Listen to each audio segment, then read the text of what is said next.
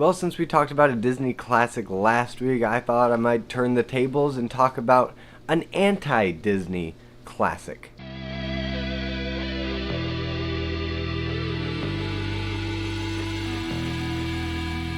Shrek. Now, Shrek came out in 2001, stars Mike Myers, Eddie Murphy, Cameron Diaz, and John Lithgow, and is one of probably the most famous examples of the anti-Disney movie. It was produced by DreamWorks Animation, which, to really understand why this is an anti-Disney movie, you gotta understand a little bit of the history of DreamWorks as a studio. And that's because DreamWorks, from its founding moments, was built off of a certain level of animosity towards Disney, the Walt Disney Company. And that's because of Jeffrey Katzenberg. Now, Jeffrey Katzenberg was the head of animation at Disney, and after Michael Eisner passed him up for a promotion that he thought he rightfully deserved, he left the studio and started his own studio with Spielberg and the third guy that I can never remember the name of. But that happened back in the 90s, and the first few movies that DreamWorks was pumping out were a bit more experimental. It was stuff like Prince of Egypt, 2D animated, stuff to compete more directly with Disney, but it's Shrek that really put DreamWorks on the map as a direct competitor with Disney, that they could go toe-to-toe. And this is because of a few reasons. Shrek really shook things up in the world of animation, and it was just this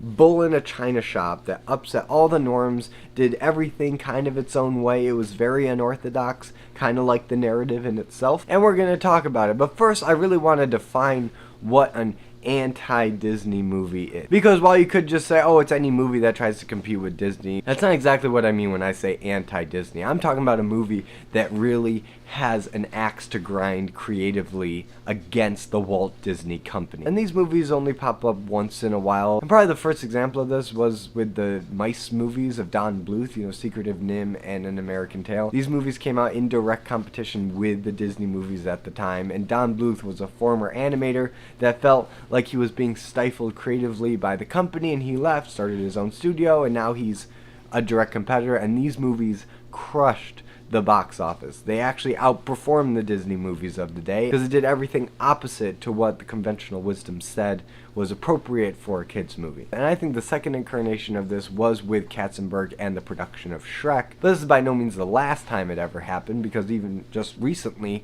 James Gunn has made two anti-Disney movies. The first one being The Suicide Squad, which definitely feels like a direct response to being cut loose from the Disney company. And then he did it again with Guardians of the Galaxy 3, which was actually under the Disney umbrella, but the narrative and the storyline and all that definitely feels like he still has an axe to grind against the corporation as a whole. But focusing back up on Shrek, Shrek really has an axe to grind, and it is apparent from page one of the movie. And when I say page one, I literally mean page one, because in true Disney fashion, it opens up with a storybook. And you have Mike Myers, who plays Shrek, narrating, and he's flipping through the pages. And it seems like your typical Disney fare. You have a princess locked in a tower waiting for her Prince Charming, guarded by a dragon. We've seen this movie before. But then you have this ogre hand come up and rip out one of the pages, use it as toilet paper, flush it, and now we have our character introduction as Shrek bursts out of the outhouse, and we have Smash Mouth playing in the background. So if you're paying attention, this is not your granddad's Disney movie. This is fresh. It's very of the time. And given that it's 23 years old, some of the musical choices do feel a little bit dated. But in a weird way, it kind of makes it timeless, because all of these kind of dated songs do have narrative purpose in the overall story. The use of Smash Mouth, as abrasive and dated and just kind of cringy as it is, does weirdly fit what they're going for with the character of Shrek. Shrek doesn't care what anybody thinks of him. He just lives in a swamp, plays in the mud, does his own thing. And this song does reflect that. And I think that's why it's become a meme all over the internet in the subsequent years, because it just fits that character and that personality so well. But as the story continues, we learn that there's this Lord Farquaad guy, and he's rounding up fairy tale creatures to, I think, eventually exterminate them. And again, looking at it through the lens of an anti-Disney movie, what is the message? Well, you have Lord Farquaad, who I guess was kind of modeled as a caricature of Michael Eisner, who was the Disney CEO at the time, and the guy that Katzenberg feels like backstabbed him with that promotion thing. Which, I don't really see a lot of resemblance. I guess it's there. And narratively, he does fit as kind of a symbolic surrogate. He's the guy that's basically taking advantage of all this fairy tale IP. And it's not a coincidence that most of the fairy tale creatures that we see in this movie as examples of being rounded up and misused are mostly fairy tale creatures that we've seen in Disney movies, like Pinocchio, like Snow White and the Seven Dwarfs and Peter Pan. They all appear. But when all the fairy tale creatures set up a shanty town in Shrek's swamp, he gets a little annoyed and he's going to Farquaad to straighten things out, and he's not alone in this quest. He's accompanied by a talking donkey played by Eddie Murphy. And I guess now's a good time to talk about the humor of this movie, because Eddie Murphy's funny and Mike Myers is funny maybe half the time, if he has a good script. But the humor in this movie really falls into one of two categories. It's either jokes that are a parody of Disney tropes, really putting the screws to the Walt Disney Company and making fun of everything from the book opening to the magic mirror on the wall, to Lord Farquaad's height, to the really mean-spirited joke of Lord Farquaad capturing the three bears. Now, Papa Bear and Baby Bear end up escaping and end up in Shrek's swamp, but Mama Bear is skinned and is used as a rug in Lord Farquaad's bedroom. That joke is so dark and subtle that I didn't even notice it when I was a kid. I was about a teenager when I figured that one out. And more often than not, those jokes really land with me. I think those are some of the funniest jokes. As mean-spirited as some of them are, I think it works for the world that they've built in the opening moments where we know this is going to be a parody and subversion of classic Disney tropes. So I'm here for it. And honestly, I think the Shrek franchise as a whole works best when it leans into that kind of humor. I think Puss in Boots: The Last Wish did it amazingly well, and I don't think it's any secret that that was probably the most successful Shrek movie probably since Shrek 2. And while I'm talking about it, Shrek 2 also does a really good job of those kinds of jokes, and that movie is hilarious. It may be my absolute favorite Shrek movie of all of them. But that is not to discount this movie. This movie is still very funny when it leans into those jokes. But there are still other jokes that I don't think land nearly as often. And those are what I'm going to call nostalgic or meme jokes. And those are jokes or bits that aren't really all that funny, but they're just so memorable and quotable that they've become memes and references. And even in the time when this movie came out, before memes were really a thing, at least on the internet, you had people quoting the "I'm making waffles" or "ogres are like onions," those kinds of jokes. And there are quite a few jokes in here that are like that just feel like they're going for a joke, but it just doesn't land. Like, there's no punchline. But I will say time has been unusually kind to those jokes, because if you were to play Shrek in front of a general audience, they'll see those jokes and people will probably laugh because they'll know all of the memes and jokes that have been built upon these jokes that really aren't that funny inherently, but because of the culture and the zeitgeist of this movie, I guess they work okay. I still don't find myself laughing nearly as hard at those lines as I do with the more mean-spirited anti-Disney jokes that are actually pretty common. And the more we see of Duloc and the rescue of the princess, we get even more of those kind of anti-Disney jokes. And that's really where the movie reaches its high point. I think from the time the fairy tale creatures show up in his swamp to when the princess is rescued is some of the funniest stuff in this whole movie. It really does make me laugh, and the timing is great, and it's all character motivated. I will say, after they rescue the princess, the movie does slow down a little bit more. But even with that, I do appreciate the characterization of Fiona as played by Cameron Diaz. And I don't think Cameron Diaz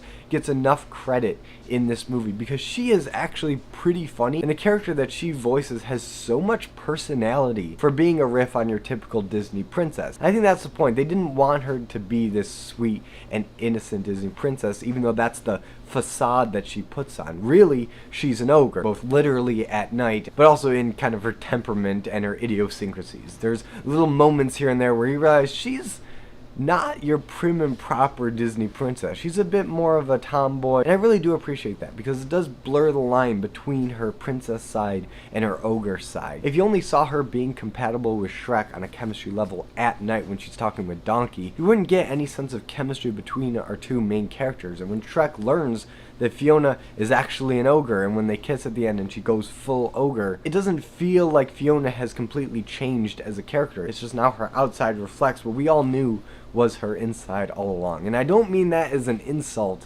because in this movie, being an ogre is actually kind of admirable. Because in this movie, non-conformity is lifted up as a virtue. That what makes you different is not what makes you an outcast, but it's what makes you you, and it's cool. Unlike Lord Farquaad, who sees all this diversity with the fairy tale creatures and just wants to lock them up for being different. This movie's message, if it has one, aside from, F you Disney, it is to celebrate diversity and what makes you unique, and to not feel like you have to hide that. And while that's by no means the deepest moral that you can put in an animated movie, it is a moral nonetheless, and it's something I think everybody can get behind. And I think what makes it feel less preachy is the fact that it's coated in satire and references to Disney, and knowing that this isn't really supposed to be taken all that seriously, that it's just a bit of fun to poke holes in all the tropes of the classic Disney movies that we kind of take for granted. And in probably one of the funniest moments in the whole movie, when they actually kiss and Fiona's an ogre and she gets lifted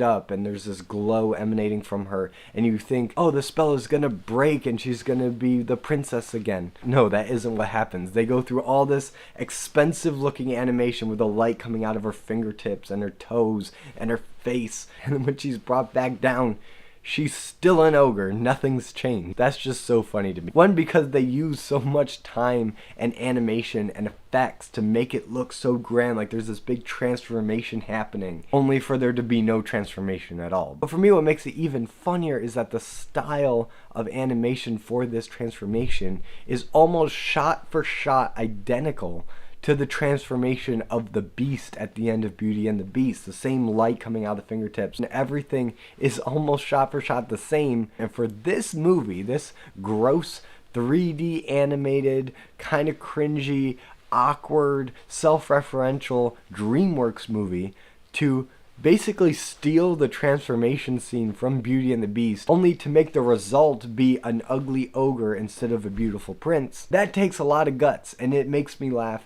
every time I see it. But I will say there is one aspect of this movie that I just flat out don't like, and that's the Hallelujah section. And it's not just when that song plays, it's kind of what leads into that and what leads out of that. And it's when there's the misunderstanding between Shrek and Fiona. Shrek overhears Fiona talking about a horrible, ugly beast and who could ever love it. Talking about herself, of course, but Shrek doesn't wait to hear the rest of the conversation, gets all offended thinking she's talking about him, and he leaves and sends for Lord Farquaad, and they break up, and she's going to marry him. And from that point to when he crashes the wedding, nothing really all that funny happens, and there's just a lot of moping and wallowing, and there's this very sad song, the Hallelujah song, that plays. And while it's a fine song, and I do like the song, it's a classic song for a reason, I just hate it when movies do this, when there's a misunderstanding that could have been summed up in one conversation, and they draw it out for like 10 to 15 minutes depending on the movie. It just, for me, feels like they're wasting our time, because you know they're going to get back together,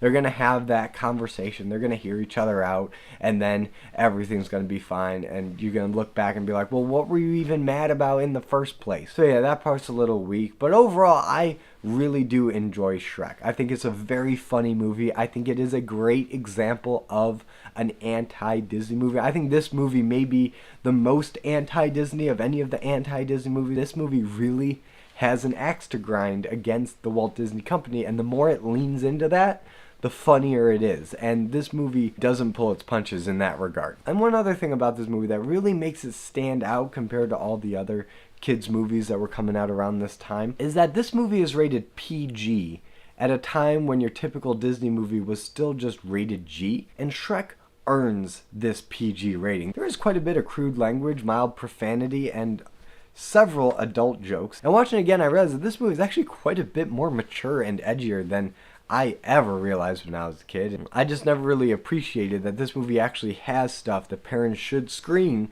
before they show it to their kids, depending on how old their kids are. And realizing that this movie has the same rating as Frozen and Moana and Inside Out, when the level of mature content in this movie compared to those movies is night and day, I just sit back and laugh about what a joke the MPAA rating system is, because it is wildly inconsistent. And those are pretty much all my thoughts on Shrek. Shrek is a hilarious movie. It's a great riff on Disney classics. There's a reason it's permeated pop culture and meme culture. Practically every frame of this movie has been memed in some way over the years, and there's good reason for it. There's a lot of creativity and effort that DreamWorks put in. But now I turn it over to you guys. What do you think about Shrek? Have you seen it in a while? Whatever you think, let me know in the comments. And if you like this video, be sure to give it a like and subscribe for more content, and hit the notification notification bell to be notified every time I upload a video. And as always, I'm Colby.